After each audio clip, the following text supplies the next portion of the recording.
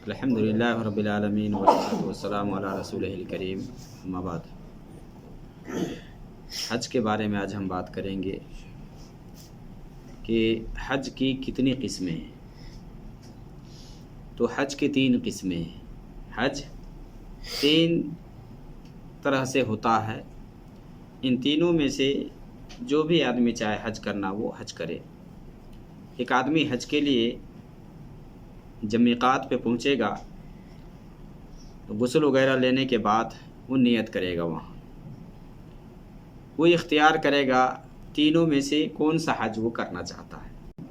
تو یہ جو حج ہے نا، حج 3 طرح کا ہوتا ہے۔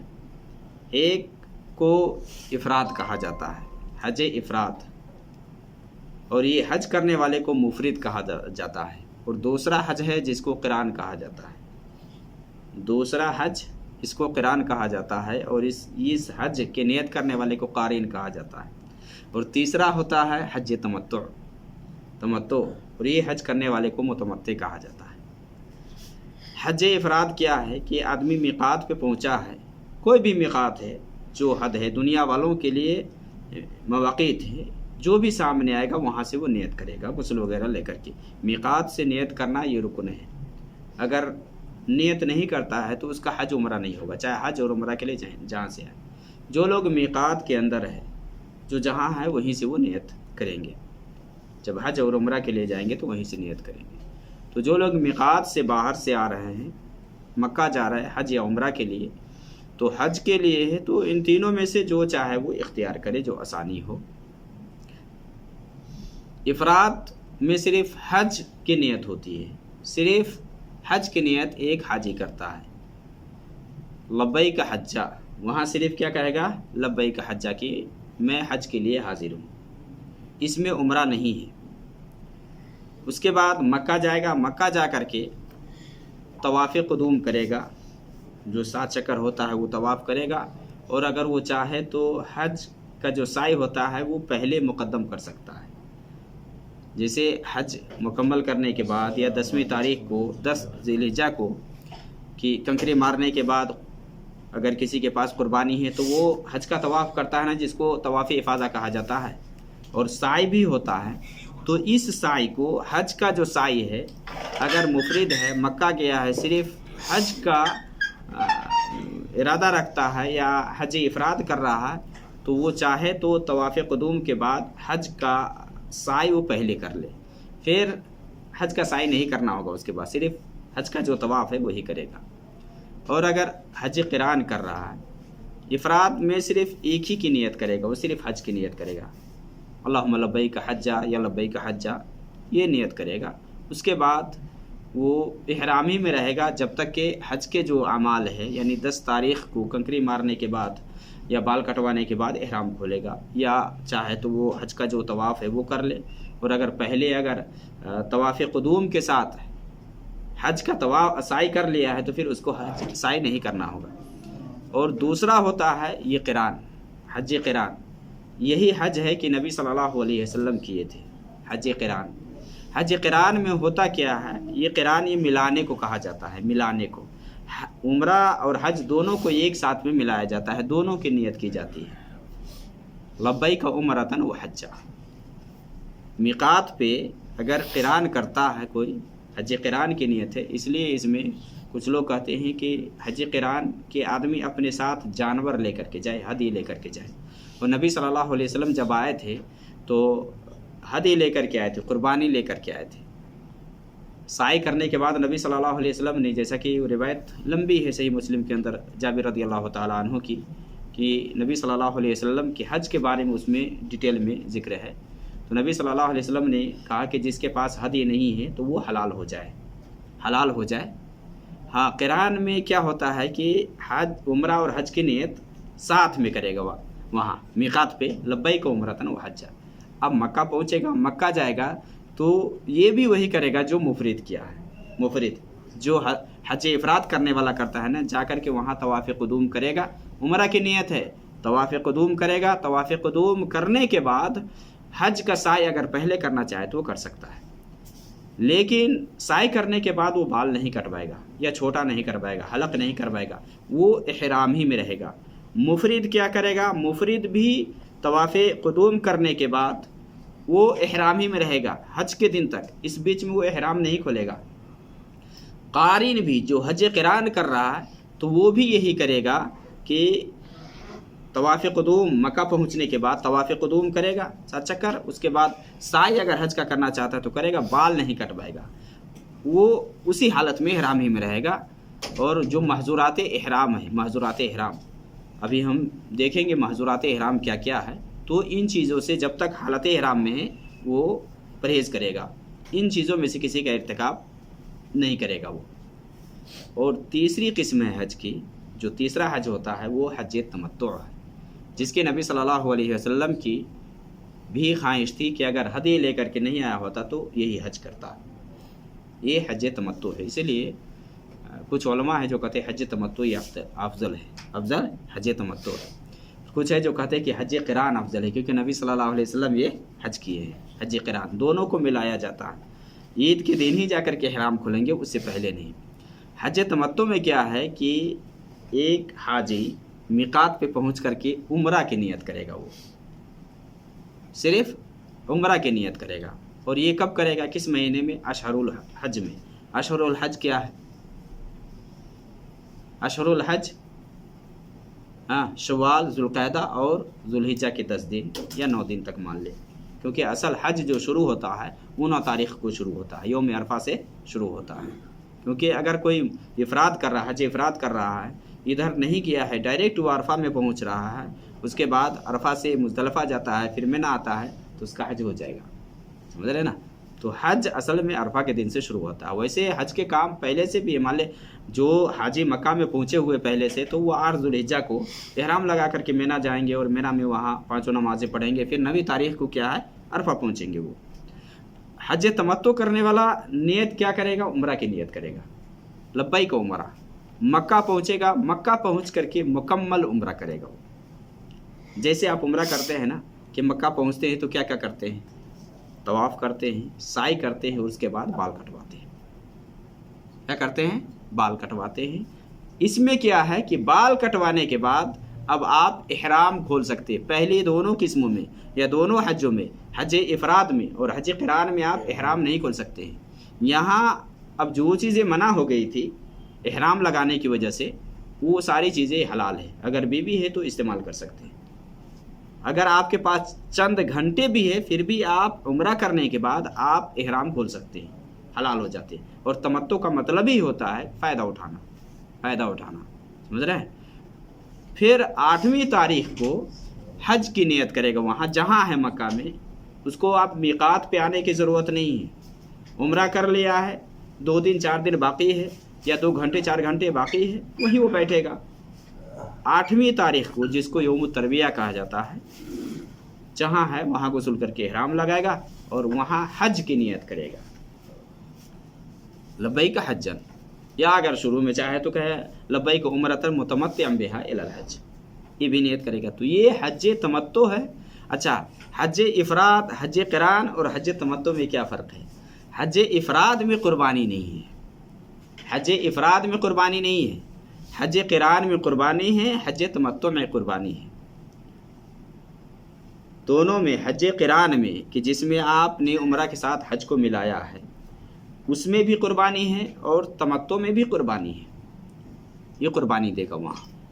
اگر کسی کے پاس قربانی دینے کی طاقت نہیں ہے، قربانی نہیں دے سکتا ہے، تو 3 روزے وہ ایام حج میں رکھے گا وہاں، ایام حج میں، اور 7 روزے گھر واپسی کے بعد۔ اور یہ کن کے لیے ہے؟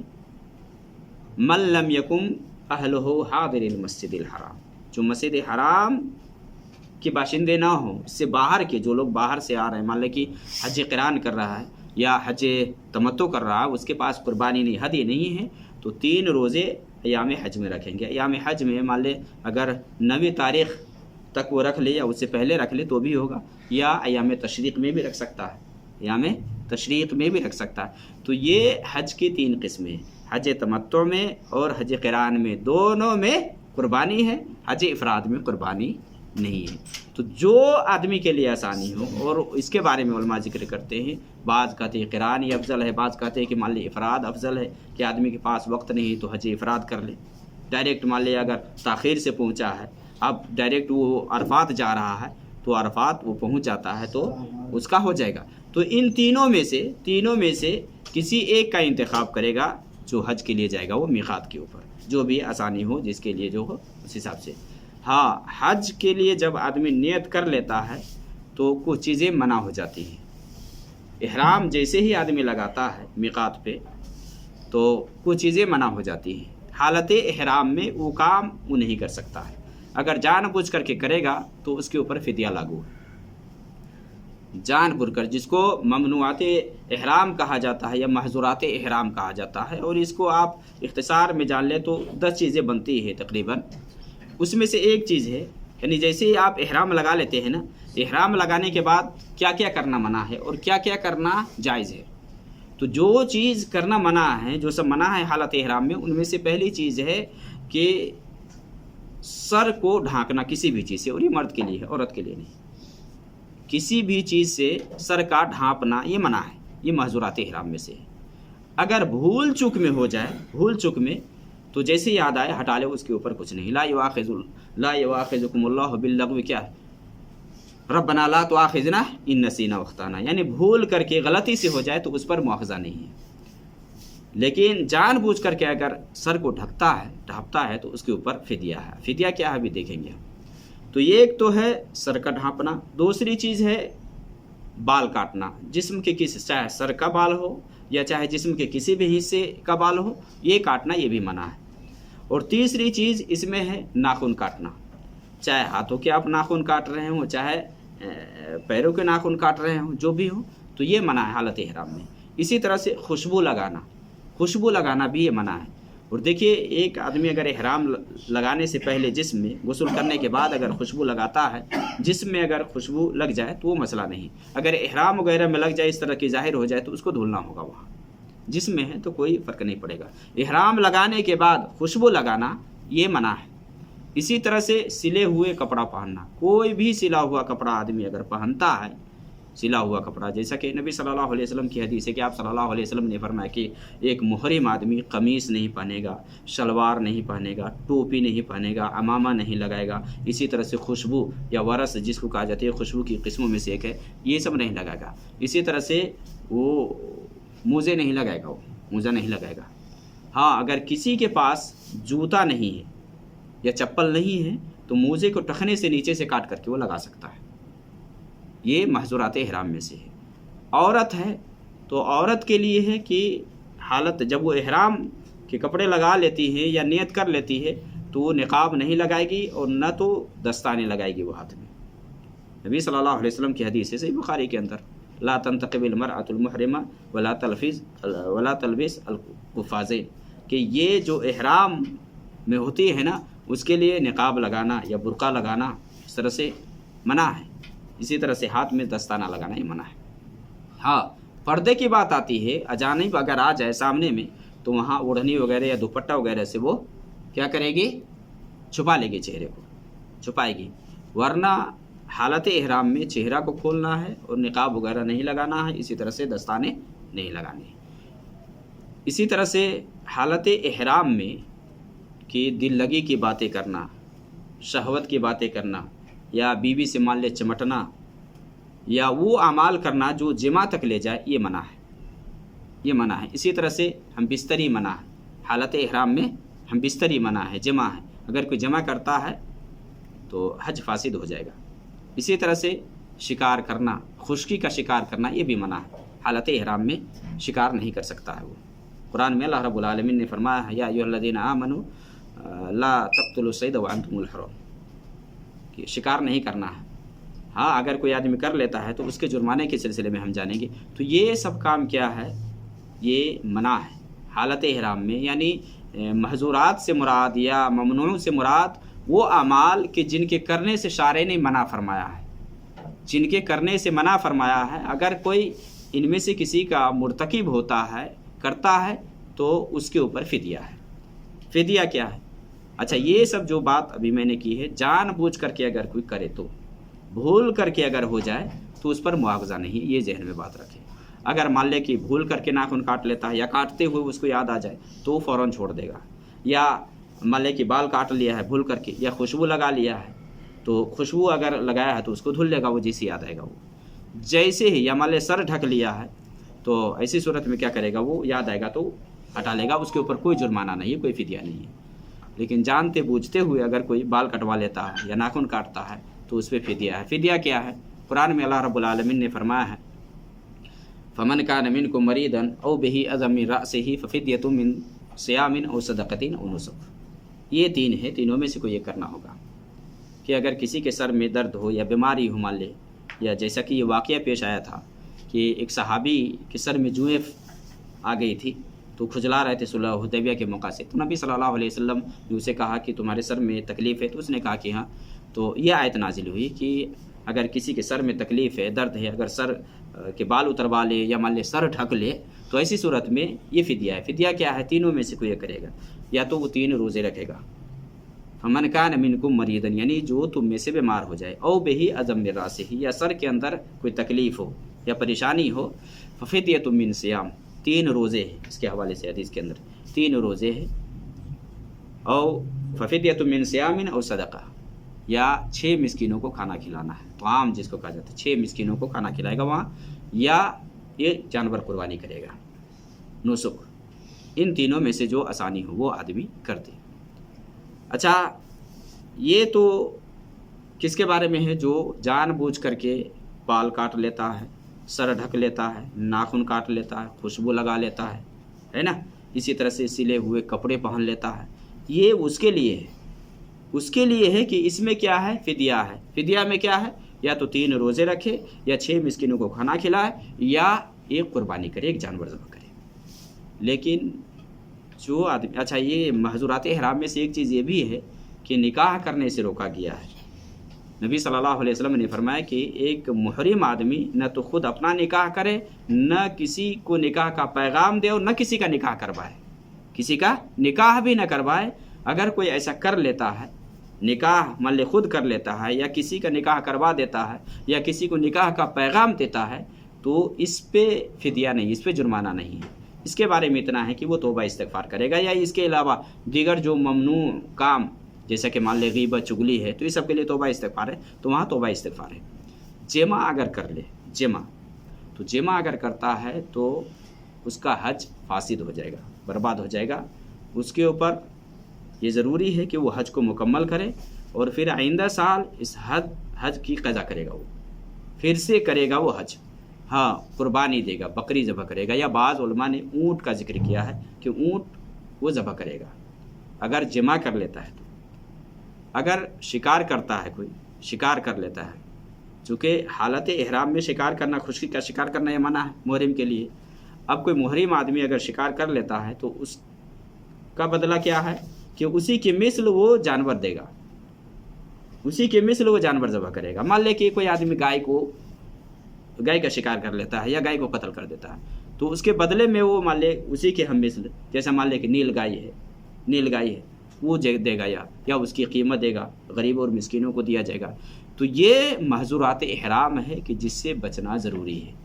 हाँ, भूल चूक में अगर हो जाए तो उस पर मुआख़ज़ा नहीं है, लेकिन जानते और बूझते हुए अगर कोई ये सब करे तो उसके ऊपर ये फिदिया है या ये जुर्माना है। अगर हज को फासिद कर लेता है, मान लिया, वो कुरान में अल्लाह ताला ने फरमाया है ना, फमन हज फला रफस वला फसूका वला जिदाल फिल हज, कि जो हज करे वो दिल लगी की बातें ना करे, इसी तरह से गुनाह के काम ना करे। हज के अंदर ये सब दिल लगी की बातें करना और इसी तरह से जमा वगैरह ये सब करना ये मना है। तो हज आदमी करने के लिए जाता है तो सब्र व तहम्मुल से काम ले और अल्लाह के लिए हज करे, और वो अमाल अंजाम दे कि जो अल्लाह रब्बुल आलमीन ने हुक्म दिया है, या नबी सल्लल्लाहु अलैहि वसल्लम ने जिस तरीके से हज करने को कहा है उस तरीके से आदमी हज करे, और उन कामों से दूर रहे जिन कामों से हज बर्बाद हो जाए या जिनके करने पर फिदिया या जुर्माना आयद हो। इस सब से बचना चाहिए। एक हाजी के लिए कुछ काम है कि जो कर सकते हैं, ऐसी सूरत उससे कोई फ़र्क नहीं पड़ेगा। मान ले कि کوئی حالت احرام میں ہے، احرام اگر چینج کرنا پڑ جائے تو کر سکتا ہے۔ احرام اگر چینج کرنے کی ضرورت پڑ جائے، مان لے احرام خراب ہو جائے یا مان لے غسل کرتا ہے احرام کھلنا پڑ جائے تو کھل سکتا ہے، ایسا نہیں کہ احرام نہیں کھلے گا، سمجھ رہے؟ یا مان لے کہ سامان وغیرہ کوئی سر پہ لاد لیتا ہے، اٹھا لیتا ہے تو اٹھا سکتا ہے، کوئی بات نہیں۔ یا مان لے کہ گھڑی یا بیلٹ وغیرہ اگر باندھ لیتا ہے تو اس سے کوئی فرق نہیں پڑے گا، یہ سب کام جائز ہے، ایسا کر سکتا ہے۔ یا مان لے کہ دھوپ ہے، چھتری لے رہا ہے، چھتری دھوپ سے بچنے کے لیے، سایہ حاصل کرنے کے لیے اگر چھتری لے لیتا ہے، یا مان لے کہ گاڑی میں بیٹھ جاتا ہے، گاڑی کے نیچے آ جاتا ہے، چھت کے نیچے، تو یہ سب جائز ہے، اس سب سے حج پہ کوئی فرق نہیں پڑے گا، یہ سب حرج کی بات نہیں ہے کرنے میں، اور ایسا ہو جائے تو اسے حج میں کوئی خلل اور کوئی خرابی نہیں آئے گی۔